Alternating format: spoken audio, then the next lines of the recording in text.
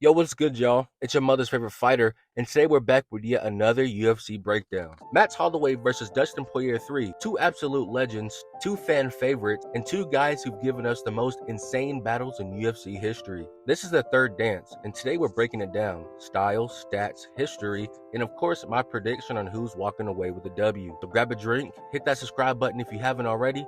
Now let's dive into this trilogy. So, let's set the stage. Max Holloway and Dustin Poirier have fought twice before, and both times they delivered absolute wars. Back in 2012 at UFC 143, a young Dustin, only 23 years old, caught Max Holloway in his UFC debut with a slick armbar in the first round. Max was only 20 and super green in MMA, and that loss was definitely a learning experience for him. Fast forward to 2019, UFC 236, they ran it back for the interim lightweight title. That fight, an absolute brawl. Dustin edged out Max in a 5-round decision, but Max showed his heart, durability, and that relentless pressure that he's known for. Now, here we are in 2025. Both guys are now in different places in their career, but they're still at the top of their game. Max is coming off of an insane last-second knockout over Justin Gaethje in his recent title fight loss against UFC phenom Ilia Topuria, while Dustin is coming off of a second-round KO over Saint Denis and his recent tough title fight loss to Dagestani's best Islam Makhachev.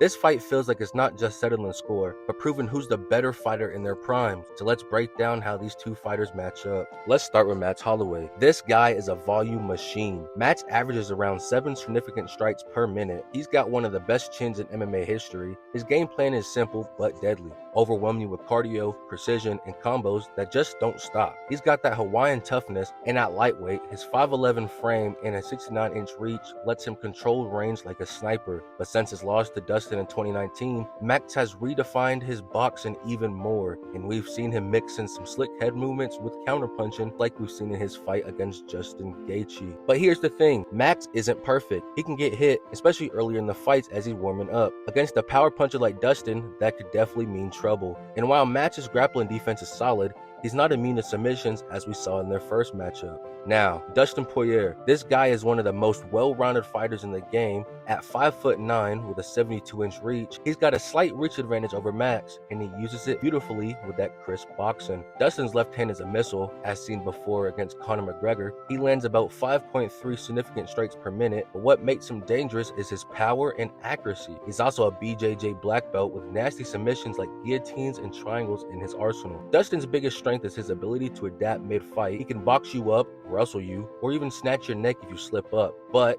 his cardio has been tested in 5-rounders, and while it's great, Max's relentless pace could push him to the limit. Dustin's also taken some damage in recent wars, which might affect his durability at this stage. So, what's going to decide this fight? Let's break it down to these 3 key factors. Number 1, the pace and volume. Max thrives in high output fights. If he can take this to the later rounds, throwing high volume per round, Dustin might struggle to keep up. Matt's cardio is like a cheat code, and we've seen Dustin fade late in grueling fights like against Islam Makhachev or Khabib Nurmagomedov. Number 2, the power and timing. Dustin's got the edge in one-punch knockout power. If he can land that big left hand or catch Max coming in, he could definitely change the fight in an instant. Max's chin is legendary, but Dustin's precision could test it, especially if Max gets reckless early. Number 3, the grappling. Dustin's submission game is a wild card. Max has improved his takedown defense. He's recorded to stop about 80% of attempts. But if Dustin can drag this to the mat, he's got a real shot at catching a choke. On the flip side, Matt's scrambling is top notch, so Dustin will need to be perfect to capitalize.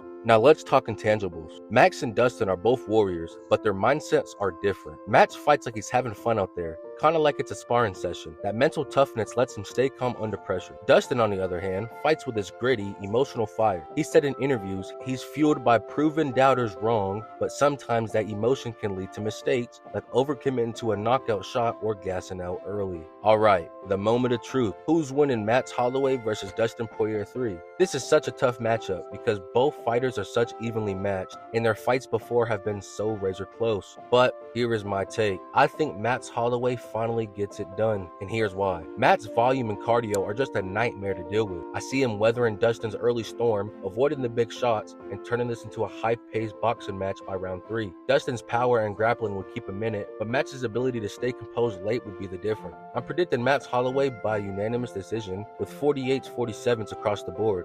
in a fight that's going to have us all on the edge of our seats. And that's my breakdown for Max Holloway versus Dustin Poirier 3. What do you guys think? Is Max going to outwork Dustin, or does the Diamond add another highlight to his reel? Drop your predictions in the comments. If you enjoyed this breakdown, smash the like button, hit subscribe, and ring the bell so you don't miss any of my fight previews. Until next time, it's been your mother's favorite fighter, and I'm out. Peace.